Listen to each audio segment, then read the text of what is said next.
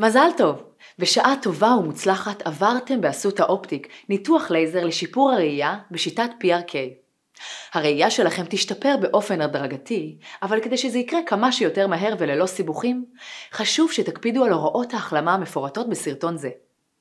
בארבעת הימים הראשונים לאחר הניתוח ייתכנו כאבים, צריבה, דמעות, נפיחות באפפיים, קושי בפתיחת עיניים ותחושת גוף זר. שימו לב שהאפפיים עלולים להידבק, לכן מומלץ להצטייד בבית המרקחת גם במטליות לחות לעיניים ובאמצעותן לנגב בעדינות ולהסיר את ההפרשות הדביקות.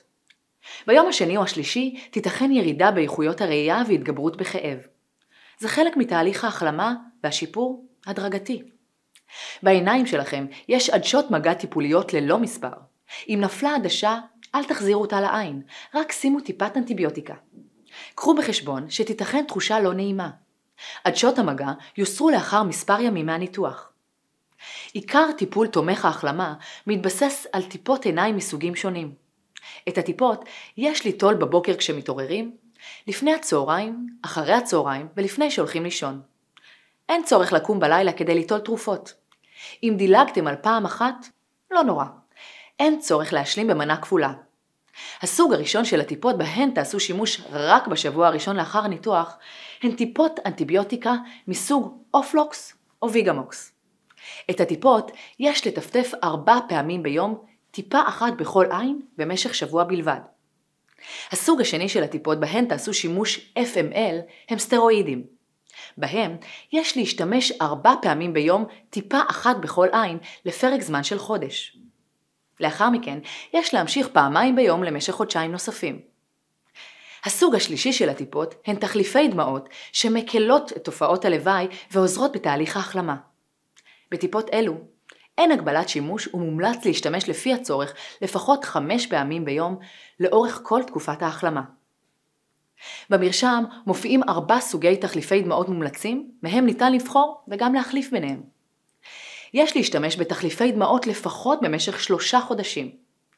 סוג נוסף של טיפות הן טיפות דיקלופטיל נגד כאבים. קיבלתם 3 אמפולות קטנות ושקופות בצאתכם מהניתוח בתוך התיק הלבן. כל אמפולה מיועדת לשימוש במשך יום אחד. בטיפות אלו ניתן להשתמש עד 3 ימים לאחר הניתוח, טיפה בכל עין כל 3 שעות, ואין חובה בלילה. לפני שמטפטפים טיפות, יש לשטוף את הידיים במים וסבון. טפטוף הטיפות יתבצע במצב ישיבה. הטו את הראש מעט לאחור, ובעזרת האצבע מתחו את האפאף התחתון כלפי מטה. ברווח בין האפאף לעין טפטפו בעדינות טיפה אחת. יש להקפיד שלא יהיה מגע ישיר בין הבקבוקון לעין. ניתן ללחוץ על גשר האף עם האצבע כדי שהטיפות לא יעברו ללוע וימנע טעם מר בפה. מאחר שנוטלים מספר סוגי טיפות, יש להמתין כדקה עד 2 בין סוג אחד של טיפות לאחר כדי שהחומר הפעיל יספיק להיספג. לסדר נטילת הטיפות אין משמעות. עוד כמה דגשים שחשוב לזכור. אסור לשפשף את העיניים חודש אחרי הניתוח. ב-72 השעות הראשונות מותר להתקלח מהצוואר ומטה, ואחר כך אפשר לחפוף כרגיל. יש להימנע מלשפשף את העיניים. בשבועיים הראשונים לאחר הניתוח אין להיכנס לים או לבריכה, אין להתאפר סביב העיניים ואין לעסוק בפעילות ספורט. יש להרכיב משקפי שמש ביציאה חוץ על השמש במשך 6 חודשים לפחות.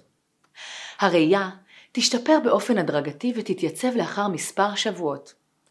ייתכנו חוסר אחידות וירידה זמנית לאורך תקופת ההתייצבות, וכן חוסר אחידות בראייה בין העיניים. במידה ומופיעה תופעת לוואי חריגה שלא חולפת, פנו בכל עת למוקד, וכמובן אל תשכחו להגיע לכל פגישות הביקורת שנקבעו לכם. בשעות הלילה ובסופי שבוע, הפנייה למוקד החירום תתבצע בכתב בלבד. צוות אסותא אופטיק מאחל לכם החלמה מהירה ונוחה וראייה בהירה.